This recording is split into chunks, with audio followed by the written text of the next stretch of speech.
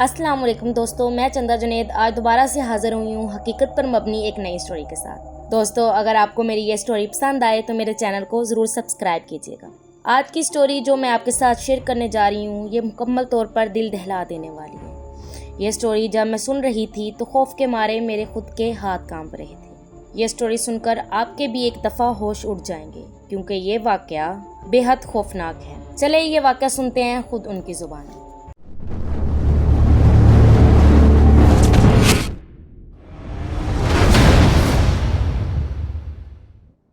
ये वाक़या 2014 में पेश आया जब हम औरंगी टाउन से उस्मानिया में शिफ्ट हुए।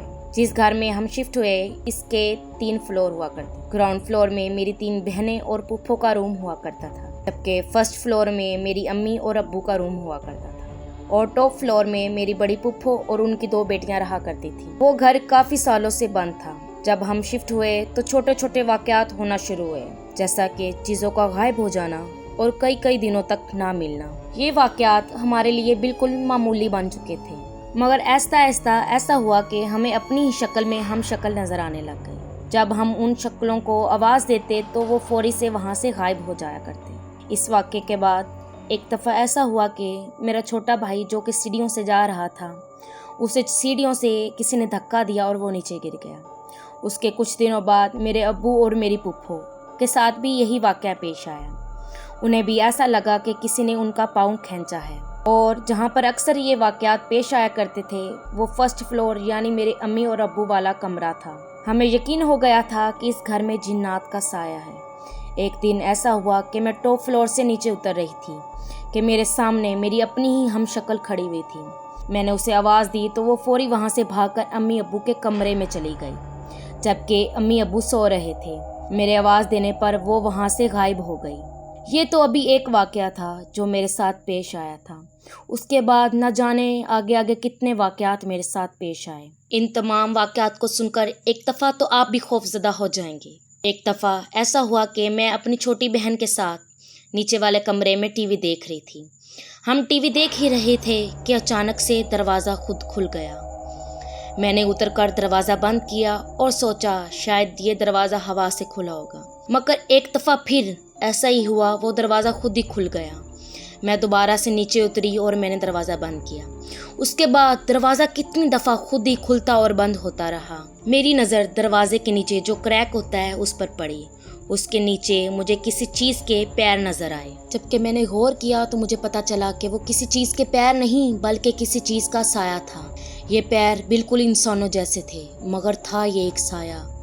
वो साया जब दरवाजे से हटा तो मैंने टीवी को बंद किया और दरवाजे को डरते डरते खोला और अपनी बहन को लेकर मैं ऊपर अपनी अम्मी के पास चली गई। ऊपर जाकर मैंने अपनी अम्मी को सारा वाक़या बताया। अम्मी ने मेरी डरी हुई बहन को संभाला और हमें नीचे जाने से मना किया। अभी तो ये शुरुआत थी, इसी तरह के बहुत से वाक़यात हमारे साथ पेश आए। हमने बहुत कोशिश की कि हम इस घर को छोड़कर चले जाते हैं, मगर जब भी हम इस घर को छोड़ने की बात किया करते तो कोई ना कोई प्रॉब्लम हो जाया करती। घर के हालात बहुत ही ख़राब हो चुके थे। मेरे अब्बू को कई दिनों से डिप्रेशन होने लगा था और मेरे अब्बू को मेंटल इश्यूज होने लगे थे। हमने इरादा किया था कि अब इस घर को हम छोड़कर चले जाएंगे। घर शिफ्ट करने का फ़ैसला हो चुका था। एक हफ़्ता पहले मैं हर रोज़ की तरह रात को जाग रही थी और रेडियो सुन रही थी कि मुझे ऊपर वाले सीढ़ियों से किसी चीज़ के चलकर नीचे उतरने की आवाज़ सुनाई दी। वो आवाज़ इंतहाई खौफनाक थी।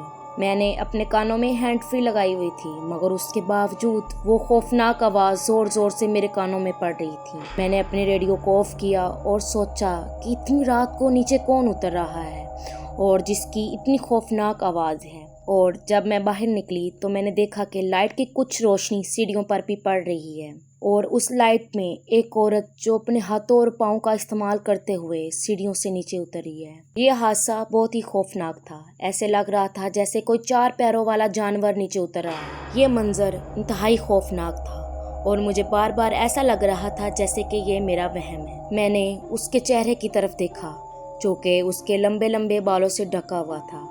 उसके सफ़ेद लंबे घने बाल उसके चेहरे के आगे आए हुए थे। मैं साफ उसके चेहरे को देख पा रही थी। उसकी आंखें बिल्कुल स्याह थी, मतलब स्याह खाली खाने। मैं जल्दी से ऊपर की तरफ भागी اور میں نے اپنی پھپھو کو جا کر سارا واقعہ بتایا۔ انہوں نے مجھے کہا بیٹا یہاں بیٹھ جاؤ اور بیٹھ کر آیت الکرسی پڑھو۔ یہ واقعہ اس گھر کا آخری عجیب و غریب واقعہ تھا۔ اس واقعے کے بعد میں کئی دنوں تک بیمار رہی۔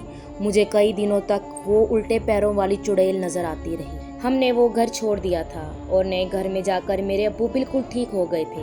ایسے لگتا تھا جیسے انہیں کچھ ہوا ہی نہیں تھا۔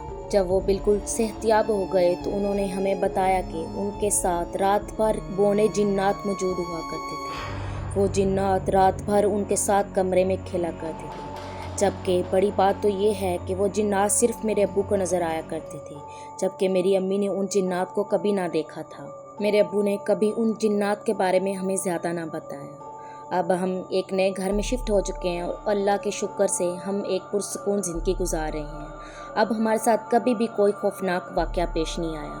دوستو، امید کرتی ہوں کہ آپ کو میری یہ دل دہلا دینے والی سٹوری بہت ہی پسند آئی ہوگی۔ اس طرح کی انٹرسٹنگ ویڈیوز دیکھنے کے لیے میرے چینل کو سبسکرائب کریں اور بیل آئیکن کو دبائیں تاکہ ہر آنے والی نئی ویڈیو سب سے پہلے آپ تک پہنچ سکے۔ دعاؤں میں یاد رکھیے گا۔ اللہ نگہبان۔